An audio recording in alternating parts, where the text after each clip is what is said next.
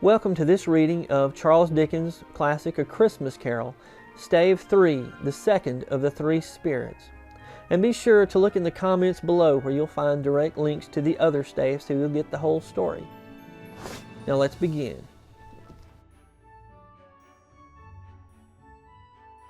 Stave 3, the second of the three spirits.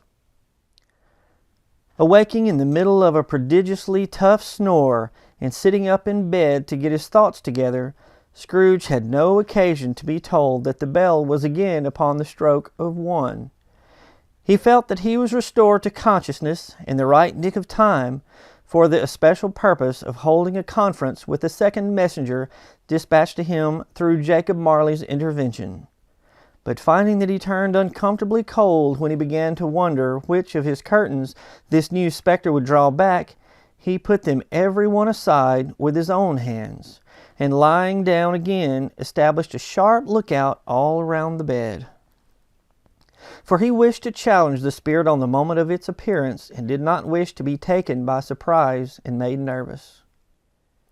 Gentlemen of the free and easy sort, who plumed themselves on being acquainted with a move or two, and being usually equal to the time of day, expressed the wide range of their capacity for adventure by observing that they are good for anything from pitch and toss to manslaughter, between which opposite extremes, no doubt, there lies a tolerably wide and comprehensive range of subjects. Without venturing for Scrooge quite as hearty as this, I don't mind calling on you to believe that he was ready for a good broad field of strange appearances, and that nothing between a baby and rhinoceros would have astonished him very much. Now, being prepared for almost anything, he was not by any means prepared for nothing, and, consequently, when the bell struck 1 and no shape appeared, he was taken with a violent fit of trembling. 5 minutes, 10 minutes, a quarter of an hour went by, yet nothing came.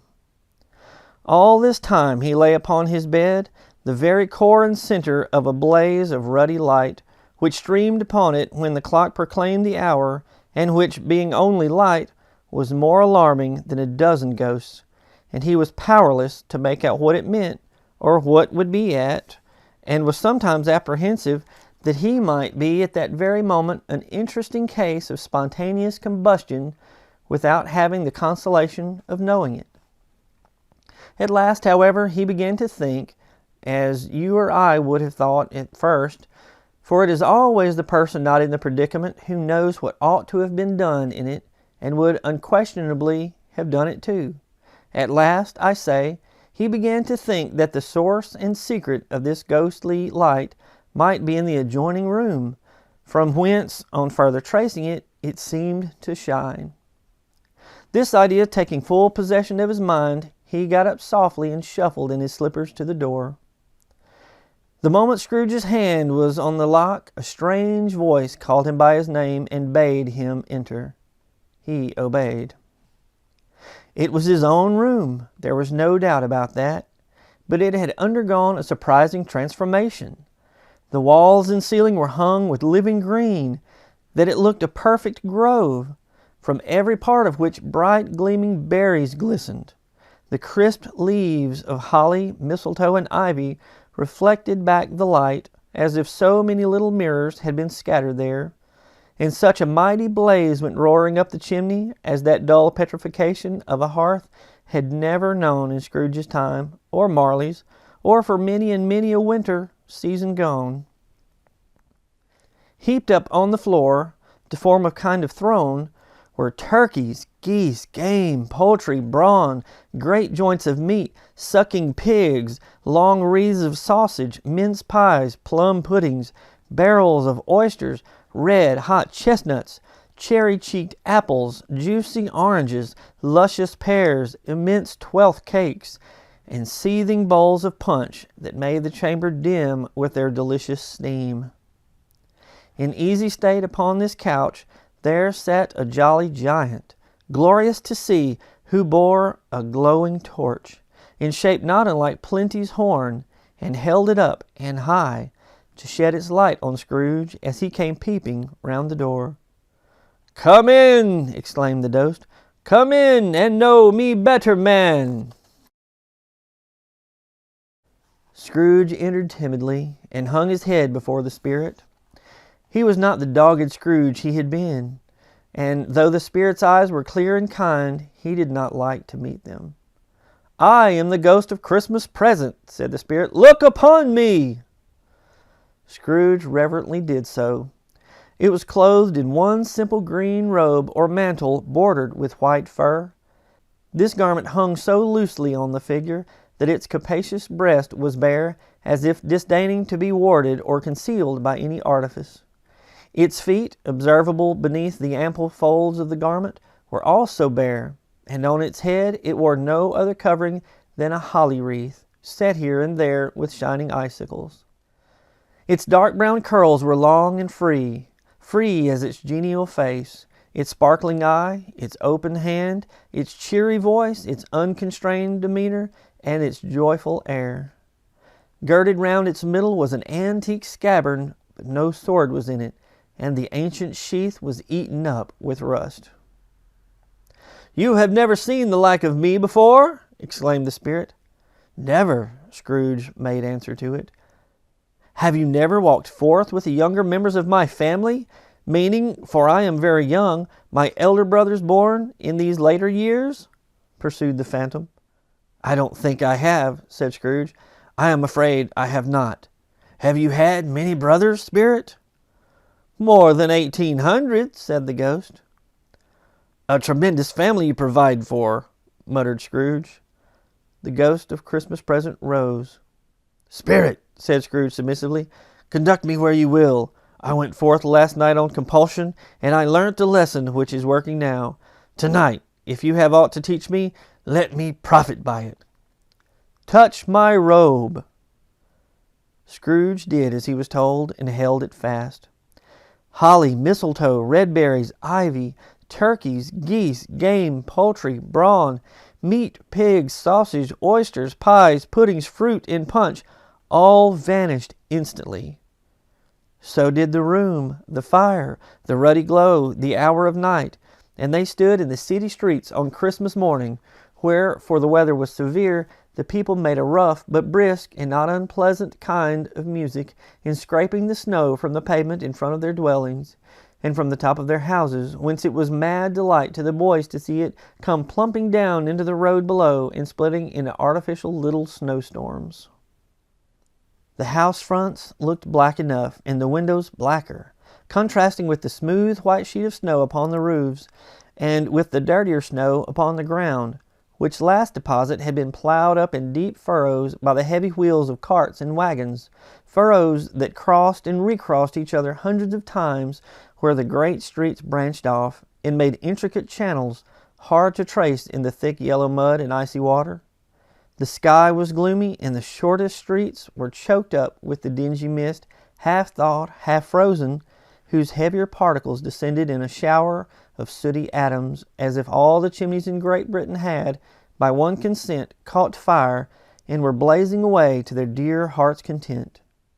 There was nothing very cheerful in the climate or the town, and yet was there an air of cheerfulness abroad that the clearest summer air and brightest summer sun might have endeavored to diffuse in vain.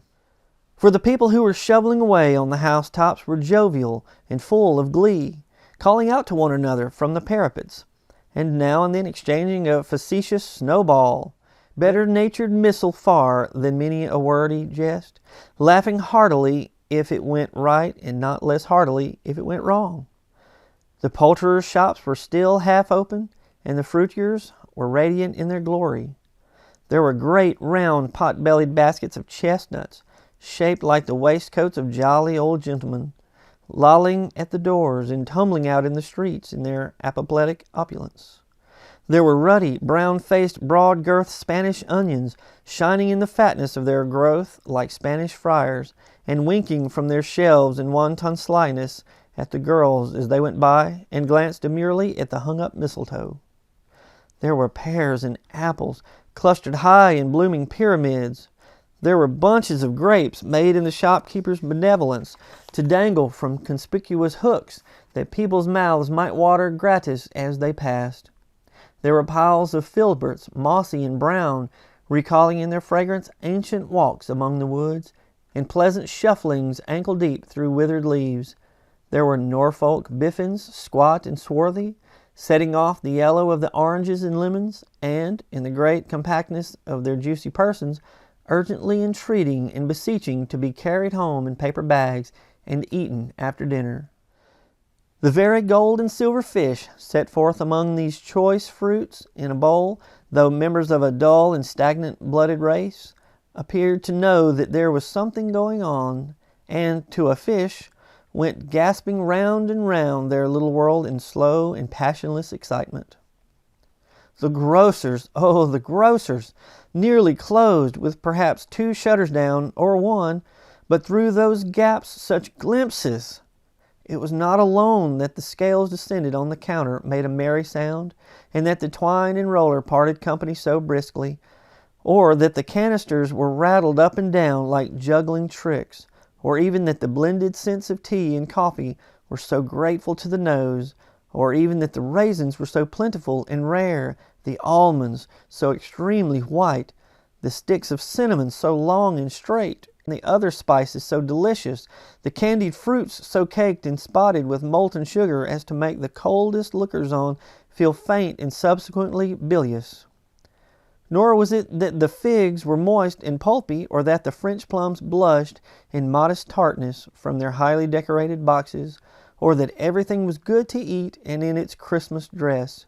But the customers were all so hurried and so eager in the hopeful promise of the day that they tumbled up against each other at the door, crashing their wicker baskets wildly, and left their purchases upon the counter, and came running back to fetch them, and committed hundreds of the like mistakes in the best humor possible, while the grocer and his people were so frank and fresh that the polished hearts with which they fastened their aprons behind might have been their own worn outside for general inspection, and for Christmas draws to peck at it if they chose. But soon the steeples called good people all, to church and chapel, and away they came, flocking through the streets in their best clothes and with their gayest faces. And at the same time there emerged from scores of by-streets, lanes, and nameless turnings innumerable people, carrying their dinners to the bakers' shops.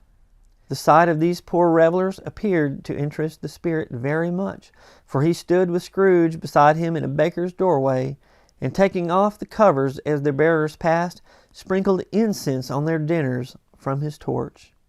And it was a very uncommon kind of torch, for once or twice, when there were angry words between some dinner carriers who had jostled each other, he shed a few drops of water on them from it, and their good humor was restored directly. For they said it was a shame to quarrel upon Christmas Day, and so it was. God love it, so it was. In time the bells ceased and the bakers were shut up, and yet there was a genial shadowing forth of all these dinners in the progress of their cooking, in the thawed blotch of wet above each baker's oven, where the pavement smoked as if its stones were cooking too. "Is there a peculiar flavor in what you're sprinkling from your torch?" asked Scrooge. "There is. My own." "Would it apply to any kind of dinner on this day?" asked Scrooge. "To any kindly given. To a poor one most." "Why to a poor one most?" Scrooge asked. "Because it's needed most."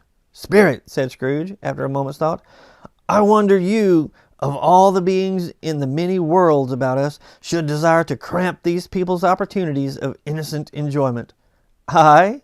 cried the Spirit. "You would deprive them of their means of dining every 7th day, often the only day on which they can be said to dine at all," said Scrooge. "Wouldn't you?" "Aye," cried the Spirit. "You seek to close these places on the 7th day," said Scrooge, "and it comes to the same thing." "I seek!" exclaimed the Spirit. "Forgive me if I am wrong. It has been done in your name, or at least in that of your family," said Scrooge. "There are some upon this earth of yours," returned the Spirit, "who lay claim to know us, and who do their deeds of passion, pride, ill will, hatred, envy, bigotry, and selfishness in our name, who are as strange to us and all our kith and kin as if they had never lived. Remember that, and charge their doings on themselves, not us." Scrooge promised that he would, and they went on, invisible, as they had been before, into the suburbs of the town. It was a remarkable quality of the ghost, which Scrooge had observed at the baker's, that notwithstanding his gigantic size, he could accommodate himself to any place with ease, and that he stood beneath a low roof quite as gracefully as like a supernatural creature as it was possible he could have done in any lofty hall. And perhaps it was the pleasure the good spirit had in showing off this power of his, or else it was his own kind, generous, hearty nature, and his sympathy with all poor men, that led him straight to Scrooge's clerk's. For there he went and took Scrooge with him, holding to his robe, and on the threshold of the door the spirit smiled, and stopped to bless Bob Cratchit's dwelling with the sprinkling of his torch. Think of that! Bob had but 15 bob a week himself. He pocketed on Saturdays but 15 copies of his Christian name, and yet the ghost of Christmas present blessed his four-roomed house.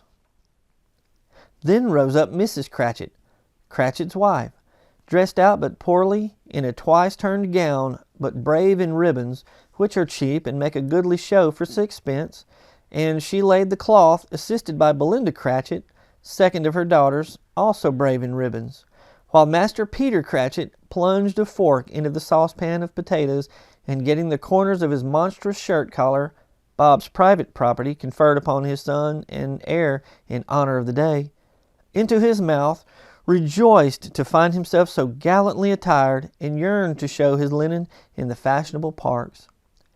And now 2 smaller Cratchits, boy and girl, came tearing in, screaming that outside the baker's they had smelt the goose, and known it for their own.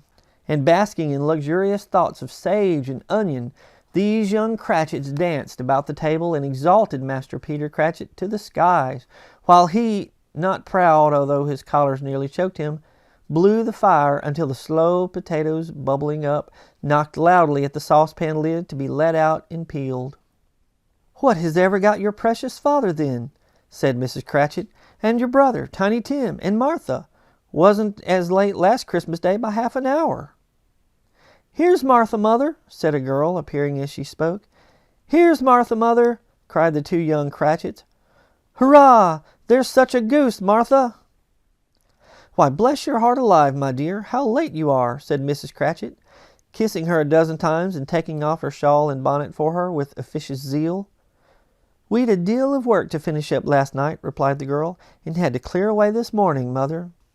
"Well, never mind so long as you are come," said Mrs. Cratchit. "Sit ye down before the fire, my dear, and have a warm, Lord bless you."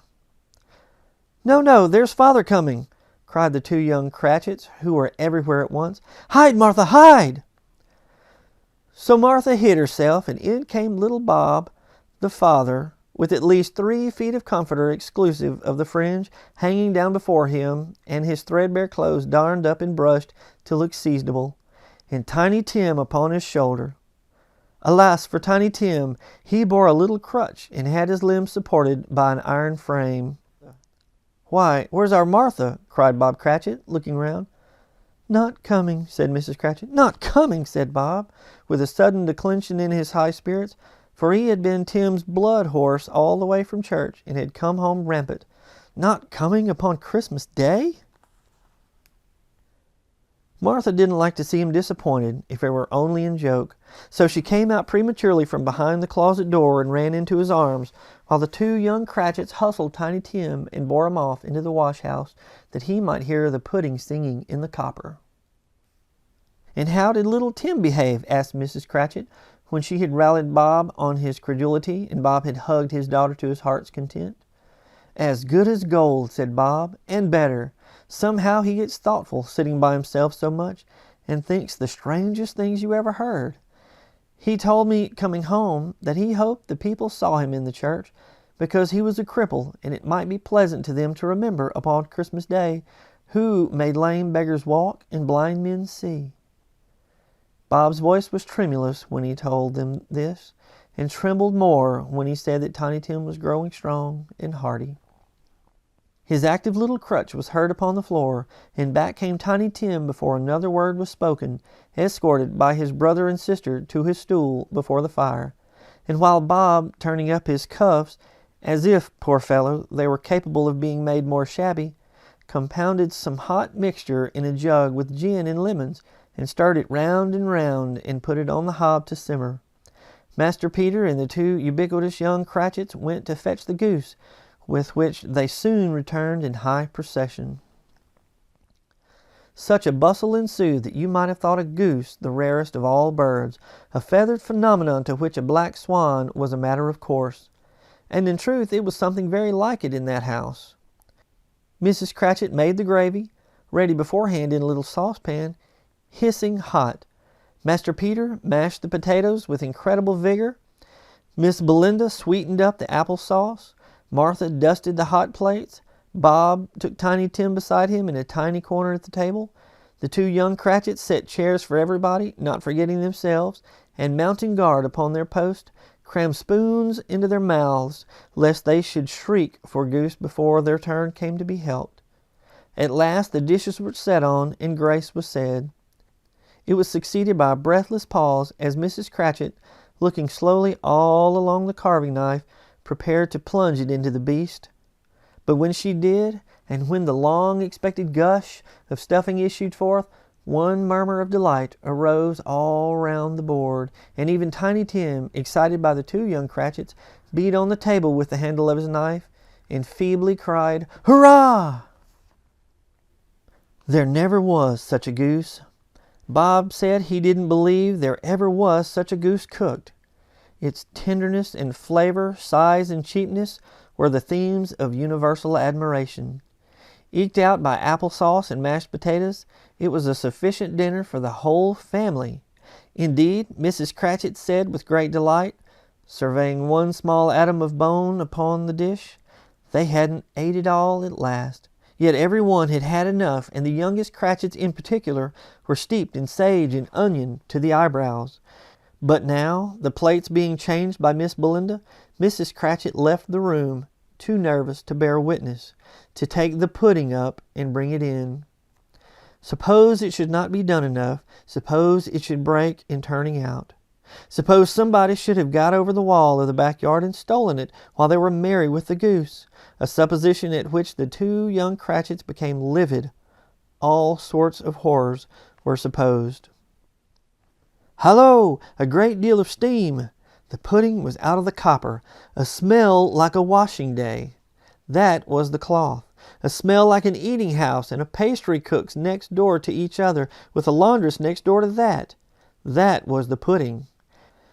In half a minute Mrs. Cratchit entered, flushed but smiling proudly, with the pudding, like a speckled cannonball, so hard and firm, blazing in half a quartern of ignited brandy, and bedight with Christmas holly stuck into the top. Oh, a wonderful pudding! Bob Cratchit said, and calmly too, that he regarded it as the greatest success achieved by Miss Cratchit since their marriage. Mrs. Cratchit said that now the weight was off her mind, she would confess she had had her doubts about the quantity of flour. Everybody had something to say about it, but nobody said or thought it was at all a small pudding for a large family. It would have been flat heresy to do so. Any Cratchit would have blushed to hint at such a thing. At last the dinner was all done. The cloth was cleared, the hearth swept, and the fire made up. The compound in the jug being tasted and considered perfect, apples and orange were put upon the table, and a shovelful of chestnuts on the fire. Then all the Cratchit family drew around the hearth in what Bob Cratchit called a circle, meaning half a one, and at Bob Cratchit's elbow stood the family display of glass, 2 tumblers and a custard cup without a handle. These held the hot stuff from the jug, however, as well as golden goblets would have done, and Bob served it out with beaming looks, while the chestnuts on the fire sputtered and cracked noisily.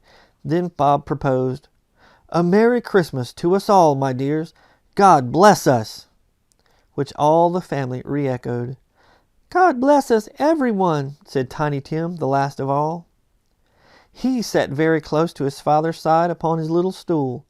Bob held his withered little hand in his, as if he loved the child and wished to keep him by his side, and dreaded that he might be taken from him. "Spirit," said Scrooge, with an interest he had never felt before, "tell me if Tiny Tim will live." "I see a vacant seat," replied the ghost, "in the poor chimney corner, and a crutch without an owner, carefully preserved. If these shadows remain unaltered by the future, the child will die." "No, no," said Scrooge. "Oh, no, kind spirit. Say he will be spared." "If these shadows remain unaltered by the future, none other of my race," returned the ghost, "will find him here. What then? If he be like to die, he had better do it and decrease the surplus population." Scrooge hung his head to hear his own words quoted by the spirit, and was overcome with penitence and grief. "Man," said the ghost, "if man you be in heart, not adamant, forbear that wicked cant until you have discovered what the surplus is, and where it is. Will you decide what men shall live, what men shall die? It may be that in the sight of heaven you are more worthless and less fit to live than millions like this poor man's child. O God, to hear the insect on the leaf pronouncing on the too much life among his hungry brothers in the dust." Scrooge bent before the ghost's rebuke, and trembling cast his eyes upon the ground, but he raised them speedily on hearing his own name. "Mr. Scrooge," said Bob. "I'll give you Mr. Scrooge, the founder of the feast." "The founder of the feast, indeed!" cried Mrs. Cratchit, reddening. "I wish I had him here. I'd give him a piece of my mind to feast upon, and I hope he'd have a good appetite for it." "My dear," said Bob, "the children! Christmas Day!" "It should be Christmas Day, I'm sure," said she, "on which one drinks the health of such an odious, stingy, hard, unfeeling man as Mr. Scrooge. You know he is, Robert. Nobody knows it better than you do, poor fellow." "My dear," was Bob's mild answer, "Christmas Day." "I'll drink his health for your sake and the day," said Mrs. Cratchit, "not for his. Long life to him, a Merry Christmas and a Happy New Year. He'll be very merry and very happy, I have no doubt."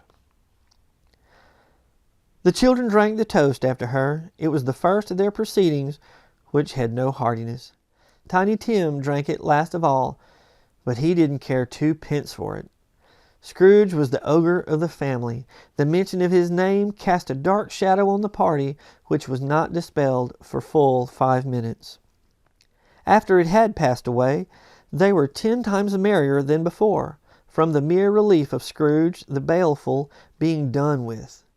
Bob Cratchit told them how he had a situation in his eye for Master Peter, which would bring in, if obtained, full 5 and 6 pence weekly.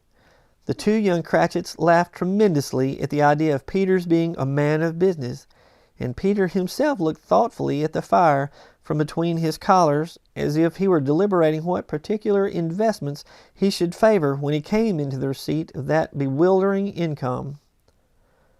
Martha, who was a poor apprentice at a milliner's, then told them what kind of work she had to do, and how many hours she worked at a stretch, and how she meant to lie abed tomorrow morning for a good long rest, tomorrow being a holiday she passed at home. Also how she'd seen a countess and a lord some days before, and how the lord was much about as tall as Peter, at which Peter pulled up his collar so high that you couldn't have seen his head if you had been there. All this time the chestnuts and jug went round and round, and by they had a song about a lost child traveling in the snow from Tiny Tim, who had a plaintive little voice and sang it very well indeed. There was nothing of high mark in this.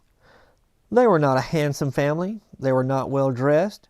Their shoes were far from being waterproof. Their clothes were scanty, and Peter might have known, and very likely did, the inside of a pawnbroker's.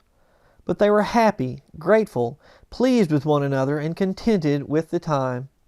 And when they faded, and looked happier yet in the bright sprinklings of the Spirit's torch at parting, Scrooge had his eye upon them, and especially on Tiny Tim, until the last. By this time it was getting dark and snowing pretty heavily, and as Scrooge and the Spirit went along the streets, the brightness of the roaring fires in kitchens, parlors, and all sorts of rooms was wonderful.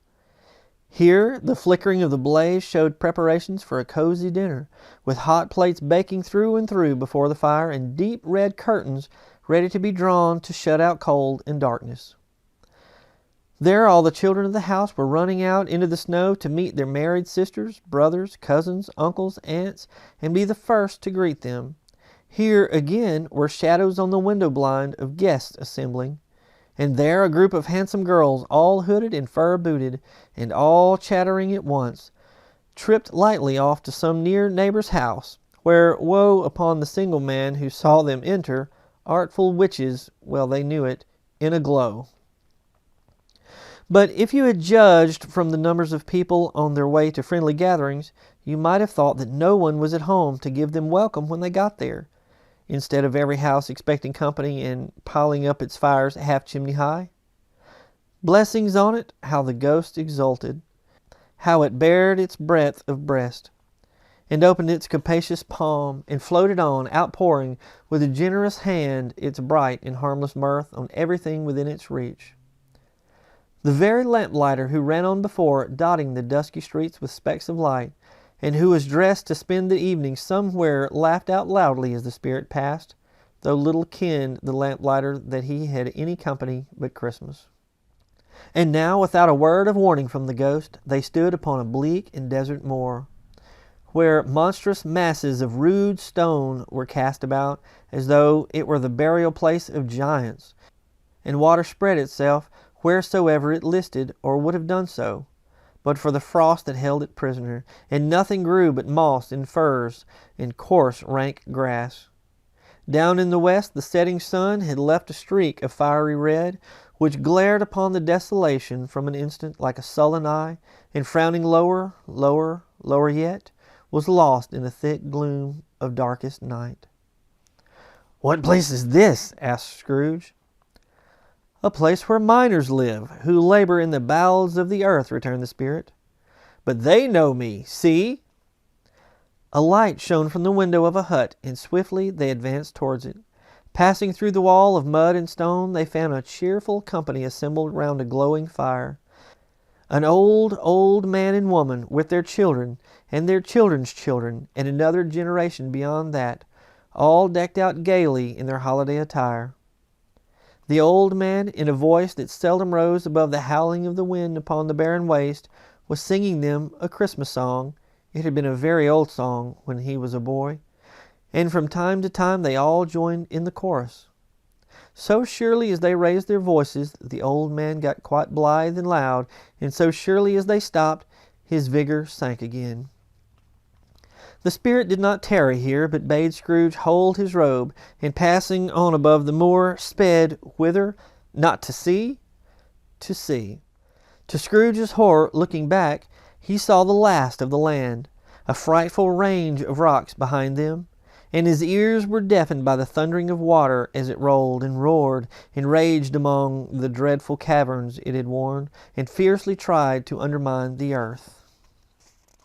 Built upon a dismal reef of sunken rocks, some league or so from the shore, on which the waters chafed and dashed the wild years through, there stood a solitary lighthouse.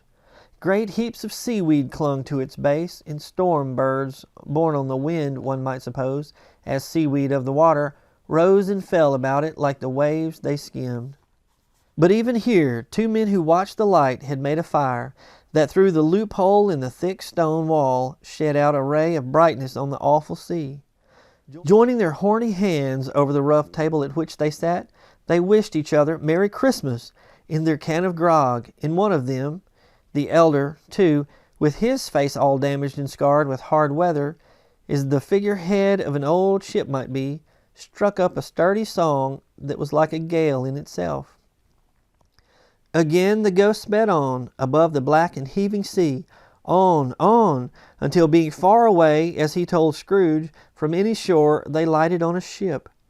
They stood beside the helmsman at the wheel, the lookout in the bow, the officers who had the watch, dark, ghostly figures in their several stations, but every man among them hummed a Christmas tune, or had a Christmas thought, or spoke below his breath to his companion of some bygone Christmas day, with homeward hopes belonging to it. And every man on board, waking or sleeping, good or bad, had had a kinder word for another on that day than any day in the year, and had shared to some extent in the festivities, and had remembered those he cared for at a distance, and had known that they delighted to remember him. It was a great surprise to Scrooge, while listening to the moaning of the wind, and thinking what a solemn thing it was to move on through the lonely darkness, over an unknown abyss whose depths were secrets as profound as death.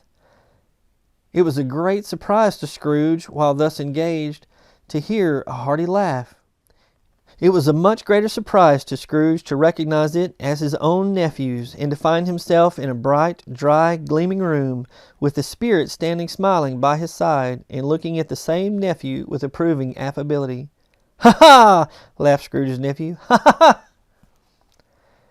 If you should happen by any unlikely chance to know a man more blessed in a laugh than Scrooge's nephew, all I can say is, I should like to know him too. Introduce him to me, and I'll cultivate his acquaintance. It is a fair, even-handed, noble adjustment of things, that while there is infection in disease and sorrow, there is nothing in the world so irresistibly contagious as laughter and good humor.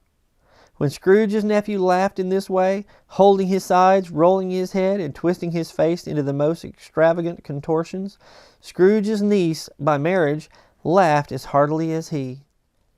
And their assembled friends, being not a bit behindhand, roared out lustily, "Ha ha! Ha ha ha ha!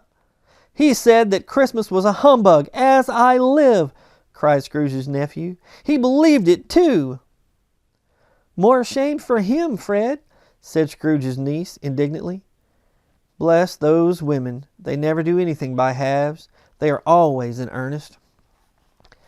She was very pretty, exceedingly pretty, with a dimpled, surprised-looking, capital face, a ripe little mouth that seemed made to be kissed, as no doubt it was, all kinds of good little dots about her chin that melted into one another when she laughed, and the sunniest pair of eyes you ever saw in any little creature's head.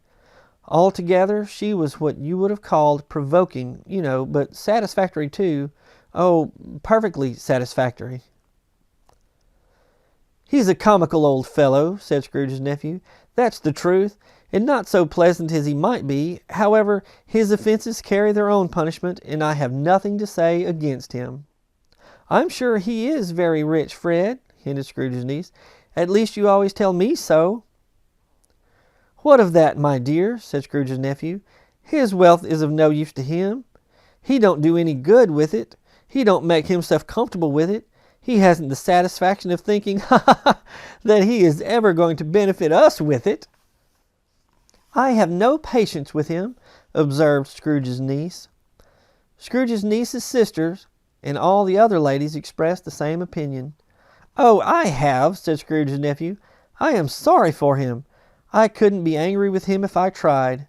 Who suffers by his ill whims? Himself, always. Here, he takes it into his head to dislike us, and he won't come and dine with us. What's the consequence? He don't lose much of a dinner." "Indeed, I think he loses a very good dinner," interrupted Scrooge's niece.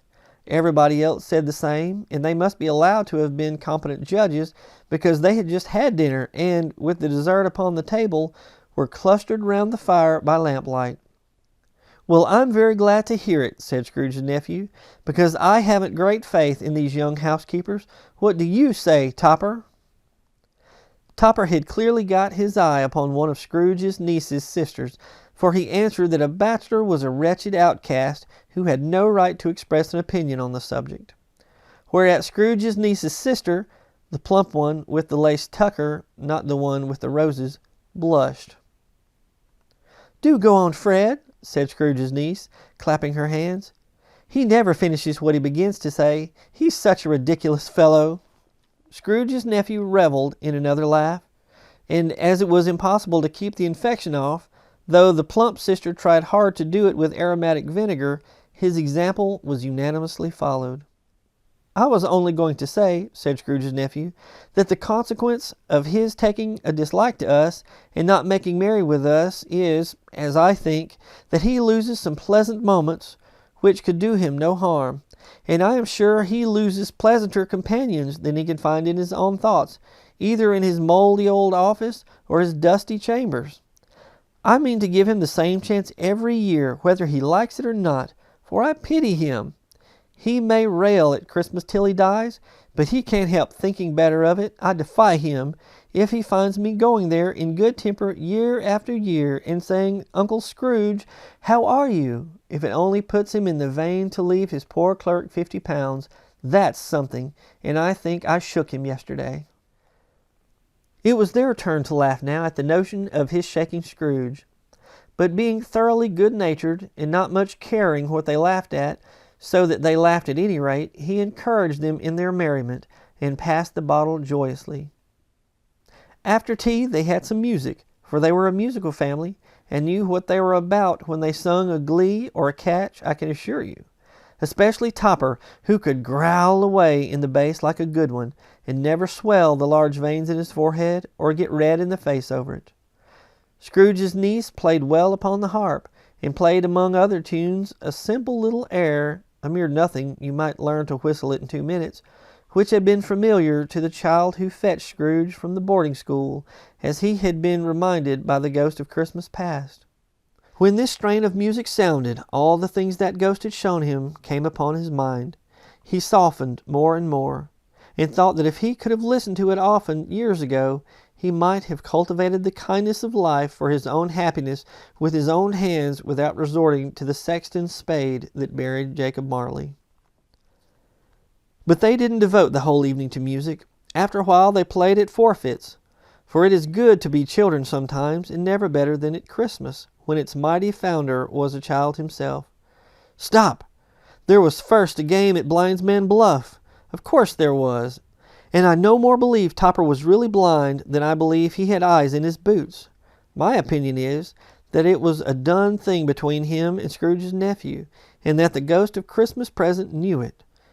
The way he went after that plump sister in the lace tucker was an outrage on the credulity of human nature. Knocking down the fire irons, tumbling over the chairs, bumping against the piano, smothering himself among the curtains, wherever she went, there went he. He always knew where the plump sister was. He wouldn't catch anybody else. If you had fallen up against him, as some of them did, on purpose, he would have made a feint of endeavoring to seize you, which would have been an affront to your understanding, and would be instantly have sidled off in the direction of the plump sister. She often cried out that it wasn't fair, and it really was not. But when at last he caught her, when, in spite of all her silken rustlings and her rapid flutterings past him, he got her into a corner whence there was no escape, then his conduct was the most execrable. For his pretending not to know her, his pretending that it was necessary to touch her head-dress, and further to assure himself of her identity by pressing a certain ring upon her finger and a certain chain about her neck, was vile, monstrous. No doubt she told him her opinion of it, when another blind man being in office, they were so very confidential together behind the curtains. Scrooge's niece was not one of the blind men's bluff party, but was made comfortable with a large chair and a footstool in a snug corner where the ghost and Scrooge were close behind her. But she joined in the forfeits, and loved her love to admiration with all the letters of the alphabet. Likewise, at the game of how, when, and where, she was very great, and to the secret joy of Scrooge's nephew, beat her sisters hollow, though they were sharp girls too, as Topper could have told you. There might have been 20 people there, young and old, but they all played, and so did Scrooge, for wholly forgetting in the interest he had in what was going on, that his voice made no sound in their ears, he sometimes came out with his guess quite loud, and very often guessed quite right too. For the sharpest needle, best Whitechapel, warranted not to cut in the eye, was not sharper than Scrooge, blunt as he took it in his head to be.